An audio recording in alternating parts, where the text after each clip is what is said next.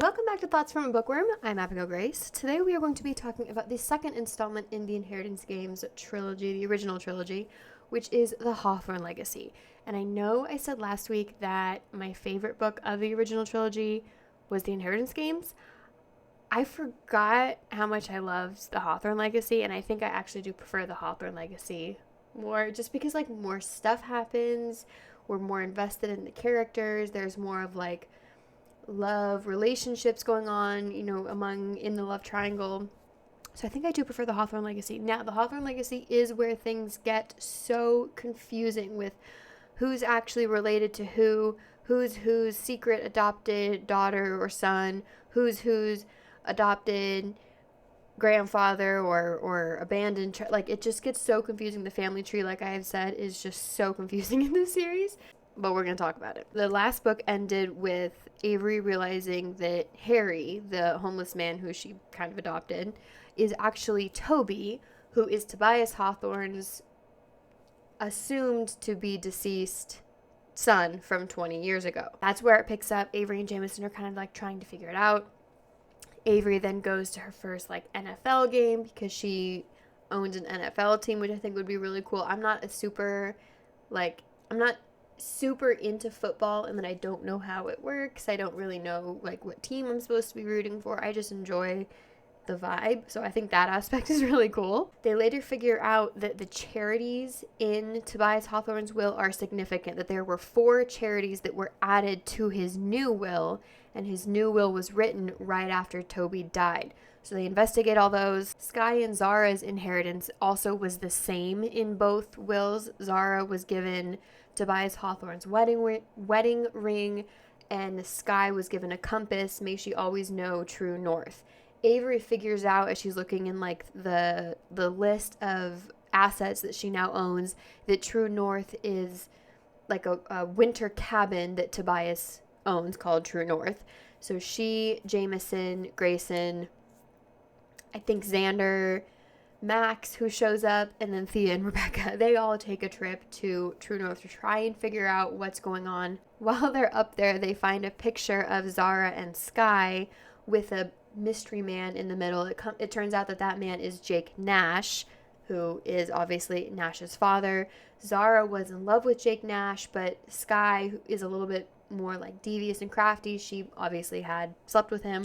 Nash was the result. They also find a blank sheet of paper while they're up there that they can't decode without a decoder, and they figure out that decoder is Tobias Hawthorne's wedding ring that Zara has. Avery and Jameson have their second kiss up there in the hot tub, and they kind of agree to not a no strings attached relationship, but just kind of we like kissing each other, but that's it.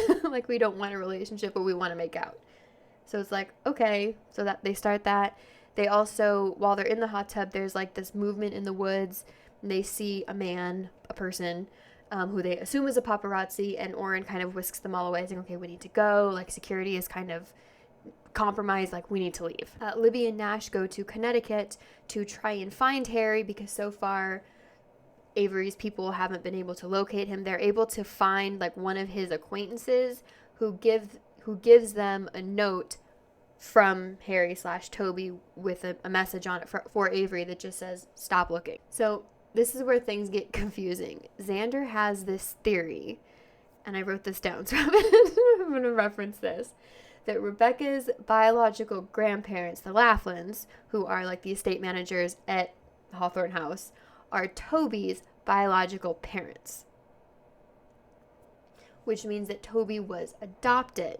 So that immediately in Avery's mind is okay, so wait a second. So any DNA test that they did on Avery trying to connect her to Tobias would have come back negative if Toby was adopted. So Avery immediately assumes, okay, I could still be somewhat related to the Hawthornes if I'm Toby's biological daughter. So she has Elisa perform another, or not perform, but get another DNA test. Libby and Nash then go to Costa Rica to try and find Jake Nash, and he gives them this vial of purple powder that is meant to reveal hidden invisible messages that was on the paper. There's this hidden message on the paper that Avery and Jameson found at True North. So the vial that Jake Nash gives them kind of decodes that message. The letter indicates that Tobias Hawthorne knew Toby didn't die on Hawthorne Island when everybody speculated he did. He's been looking for Toby for, 20 years, and he has a police report that he has kept kind of hidden away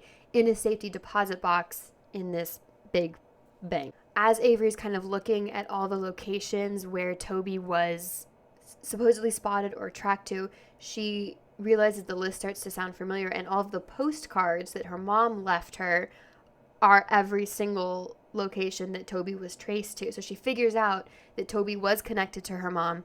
She uses that purple powder to decode the messages on the postcards and finds all of these letters between the two. It also, throughout the course of Avery doing this, she also finds out that her mother's real name is Hannah, and that the fifth person on Hawthorne Island who died was Kaylee Rooney, Hannah's biological sister. When Avery gets the police report from the safety deposit box, she figures out that Toby and his friends had planned on burning Hawthorne Island kind of like to spite Tobias Hawthorne, because Toby found out that he was adopted. He found out some other stuff that we don't know yet, and so he planned on burning this island, this house on this island.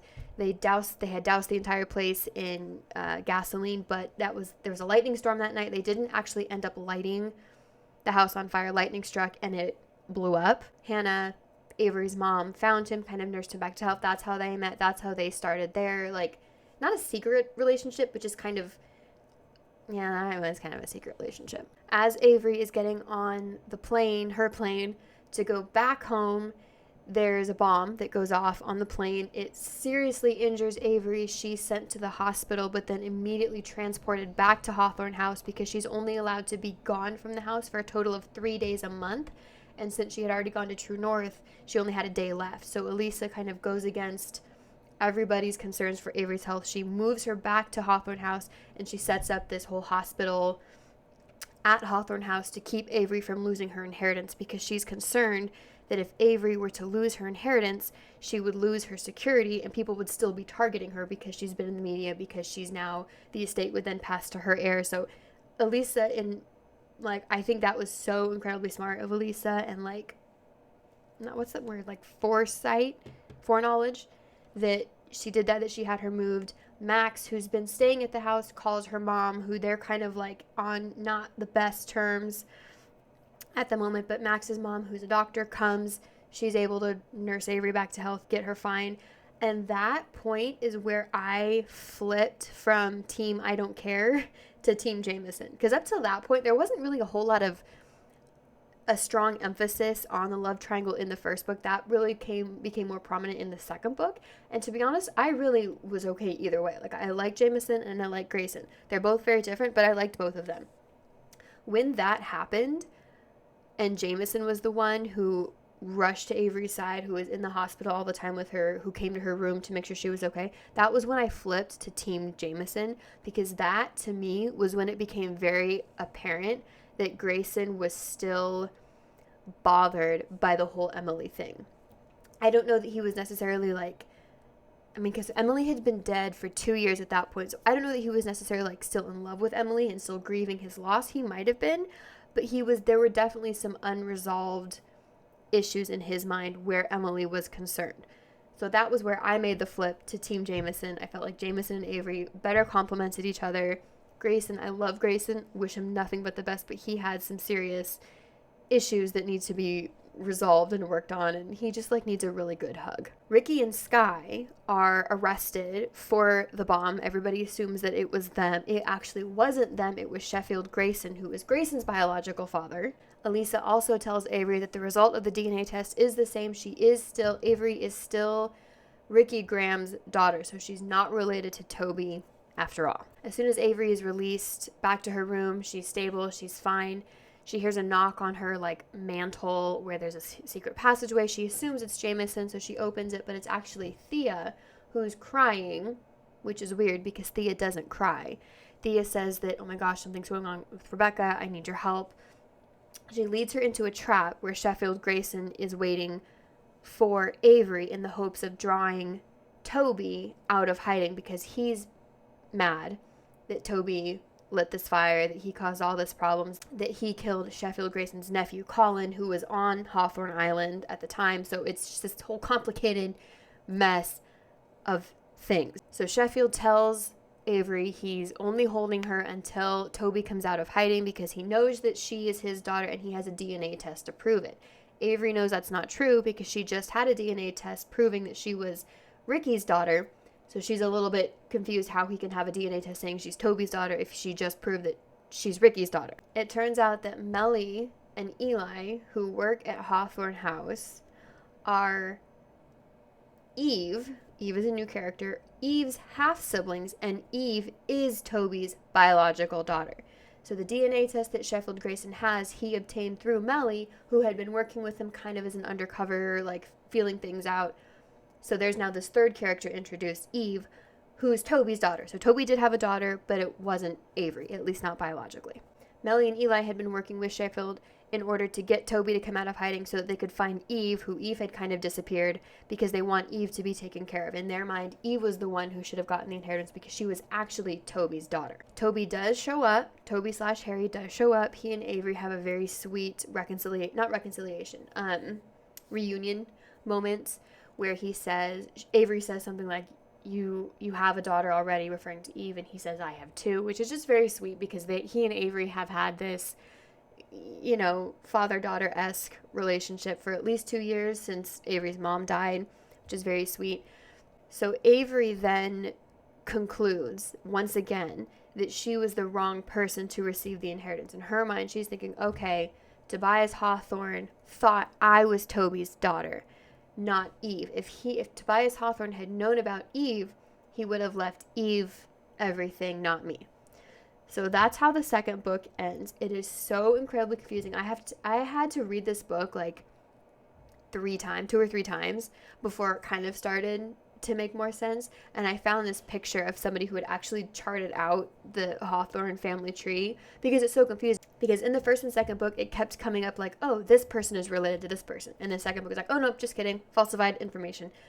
So it was very confusing. I had to keep like, okay, wait a second. So Avery in the first book, they think she's related to Jameson and Grayson, but she's not. But in the second book, oh no, she would technically be like if she was Toby's daughter, she would have been like their adopted aunt. Like, I don't know. It was so incredibly confusing. But I did like this book a lot. Like I said, I'm pretty sure this book I do prefer more than the Inheritance games. I like the starting of a relationship between Jameson and Avery, which they do decide to like date at the end of the third book, and I just think they're so sweet. And that's how this book ends.